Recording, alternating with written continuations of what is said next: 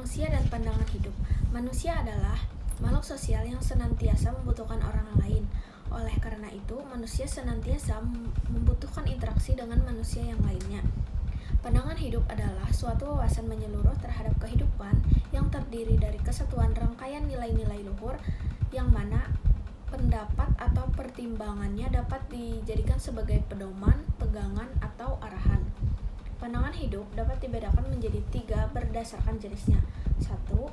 Pandangan hidup dari agama, kebenarannya bersifat mutlak. 2. Pandangan hidup dari ideologi, berasal dari kebudayaan dan norma yang terdapat di wilayah. 3. Pandangan hidup dari proses merenung, kebenarannya bersifat relatif.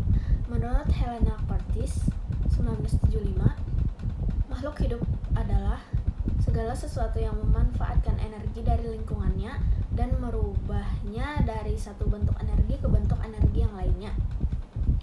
Dapat beradaptasi dengan lingkungannya, bersifat homostatis, bersifat kompleks, dan terorganisir dengan baik. Merespon bila ada rangsangan, bereproduksi, serta tumbuh dan berkembang. Manusia sebagai makhluk sosial artinya manusia membutuhkan orang lain dan lingkungan sosial sebagai sarana untuk bersosialisasi. Ciri manusia sebagai makhluk sosial adalah dengan adanya interaksi sosial dalam hubungannya dengan manusia lain. Manusia dan tanggung jawab. Menurut Kamus Besar Bahasa Indonesia, manusia adalah makhluk yang berakal budi atau mampu menguasai makhluk lain. Menurut Kamus Ensiklopedia Umum Bahasa Indonesia, tanggung jawab adalah kewajiban dalam melakukan tugas tertentu. Dari segi filsafah, suatu tanggung jawab itu didukung oleh 3 unsur, yaitu 1. Kesadaran. Seorang baru dapat dimintai tanggung jawab apabila ia sadar dengan apa yang diperbuatnya. 2. Kecintaan. Cinta menimbulkan kepatuhan, kerelaan, dan kesediaan untuk berkorban. 3. Keberanian. Berani berbuat, berani bertanggung jawab. Macam-macam tanggung jawab. 1. Tanggung jawab terhadap diri sendiri. 2. Tanggung jawab terhadap keluarga. 3. Tanggung jawab terhadap masyarakat. 4. Tanggung jawab terhadap bangsa dan negara. Dan 5. Tanggung jawab terhadap Tuhan. Warga negara dan negara. Menurut Kamus Besar Bahasa Indonesia, warga negara adalah penduduk negara atau bangsa berdasarkan keturunan, tempat kelahiran, dan sebagainya, yang mempunyai kewajiban dan hak penuh sebagai seseorang warga negara dari negara itu. Beberapa hak warga negara: 1. Hak berpendapat. 2. Hak kemerdekaan dalam memeluk agama. 3. Hak ikut serta dalam membela negara. Macam-macam kewajiban: 1. Wajib mentaati hukum dan pemerintahan. 2. Wajib ikut serta dalam upaya pembelaan negara.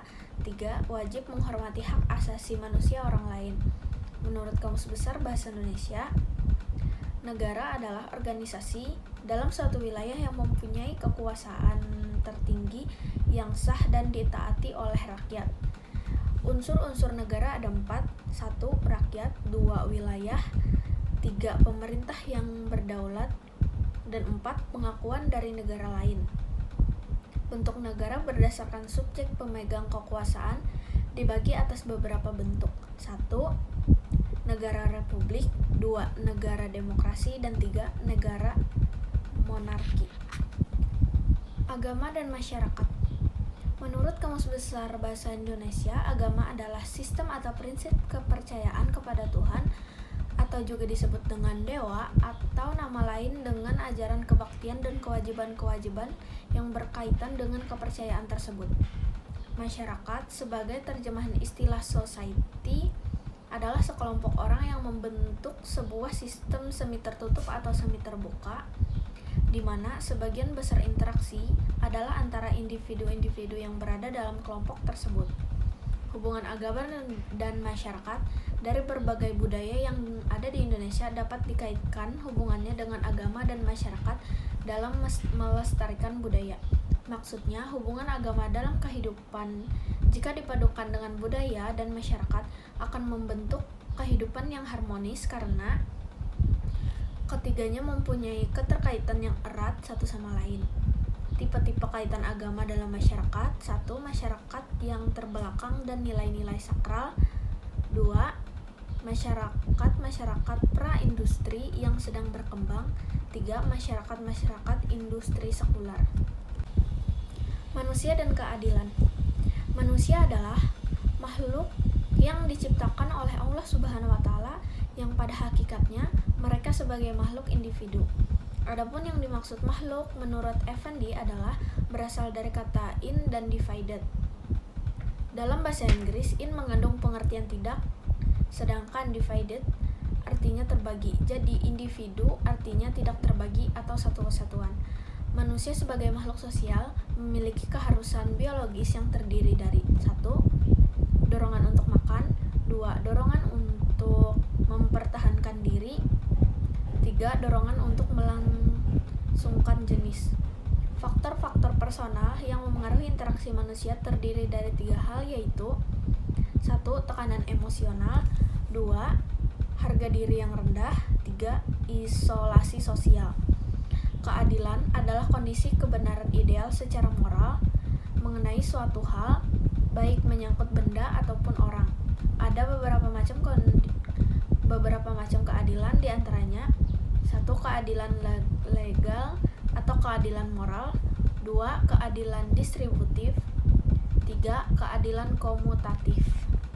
Masyarakat pedesaan dan masyarakat perkotaan. Masyarakat adalah sekumpulan individu-individu yang hidup bersama, bekerja sama untuk memperoleh kepentingan bersama, yang telah memiliki tatanan kehidupan, norma-norma, dan adat istiadat yang ditaati dalam lingkungannya. Masyarakat pedesaan adalah sekelompok orang yang hidup bersama dan bekerja sama, yang berhubungan secara erat, tahan lama dengan sifat-sifat yang hampir sama atau homogen di suatu daerah atau wilayah tertentu dengan bermata pencaharian dari sektor pertanian atau agraris. Masyarakat perkotaan sering disebut dengan urban community. Pengertian masyarakat kota lebih ditekankan pada sifat kehidupan serta ciri-ciri kehidupannya yang berbeda dengan masyarakat pedesaan. Pada masyarakat kota, individu biasanya tidak terlalu bergantung pada orang lain, sedangkan di desa, antar warga terbiasa memiliki hubungan yang erat karena satu sama lain memiliki atau sering bergantung dengan berbagai hal dan kegiatan. Masyarakat pedesaan dan perkotaan bukanlah dua komunitas yang terpisah satu sama lain. Bahkan dalam keadaan yang wajar di antaranya keduanya terdapat hubungan yang erat bersifat ketergantungan karena di antaranya mereka saling membutuhkan. Pelapisan sosial dan kesamaan derajat. Menurut Fitrim Asrokin mengatakan bahwa lapisan dalam masyarakat itu merupakan ciri-ciri yang tetap dan umum dalam masyarakat yang hidup teratur. Lapisan-lapisan kelas secara bertingkat dapat dibedakan menjadi 3 unsur, yaitu kelas atas, kelas menengah, dan kelas bawah. Dalam berbagai kelompok atau masyarakat, seorang individu memiliki apa yang disebut status sosial. Status sosial adalah kedudukan seseorang individu dalam satu kelompok kehidupan sosial. Status individu dalam kehidupan sosial dan masyarakat dapat dilihat dari 2 aspek, yaitu 1. Aspek dinamis dan 2. Aspek statis. Sifat hubungan antara manusia dan lingkungan masyarakat pada umumnya bersifat timbal balik, yaitu masyarakat sebagai anggota masyarakat mempunyai hak dan kewajiban terhadap masyarakat dan terhadap pemerintah dan tanah air. Konflik sosial dan integrasi masyarakat. Sosial adalah segala sesuatu yang berkenan dengan masyarakat yang lahir, tumbuh, dan berkembang dalam kehidupan bersama. Istilah masyarakat digunakan untuk mengacu pada sekelompok orang yang hidup bersama dalam satu komunitas yang teratur. Konflik dapat diartikan sebagai ketidakpahaman atau ketidaksepakatan antar kelompok atau gagasan yang berlawanan.